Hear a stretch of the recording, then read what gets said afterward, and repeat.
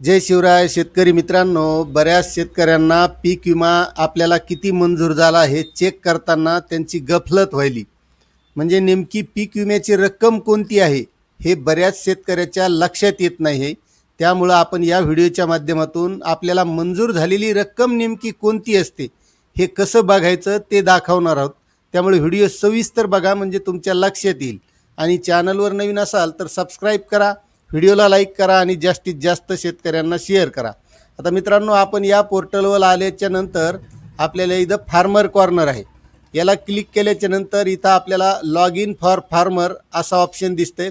यावर क्लिक करायचं आणि इथं मोबाईल नंबर टाकायचा आणि इथं कॅप्चा कोड टाकून रिक्वेस्ट OTP यावर क्लिक करायचं.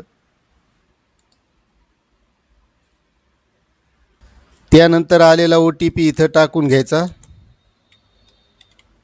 आणि सबमिट करायचं. आता सबमिट केल्याच्या नंतर आपली जी काही माहिती आहे ती सगळी माहिती इथं तुम्हाला दिसते. शेतकऱ्याचं नाव, मोबाईल नंबर, आपल्या आधार नंबरचे काही अंक आणि फार्मर ID.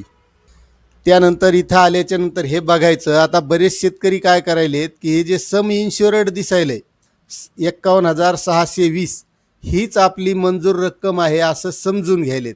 मात्र मित्रांनो, ही आपली संरक्षित रक्कम आहे. म्हणजे आपण जो काही पीक विमा भरलेला आहे त्याची संपूर्ण ही संरक्षित रक्कम दिसते. आणि हे जी इथं झिरो दिसतो तर या झिरोच्या जागेवर आपल्याला जी काही मंजूर झालेली रक्कम आहे ती इथं दिसत असते.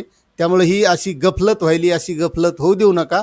कारण बऱ्याच शेतकऱ्यांनी कमेंट केल्या की मला सम इन्शुर्ड म्हणजे मंजूर विमा एवढा दिसायला लागलेला आहे. मात्र तसं नाही, तर ही इथली रक्कम जी आहे ती आपल्याला मंजूर झाली आहे. त्यामुळे ही अशी गफलत होऊ देऊ नका.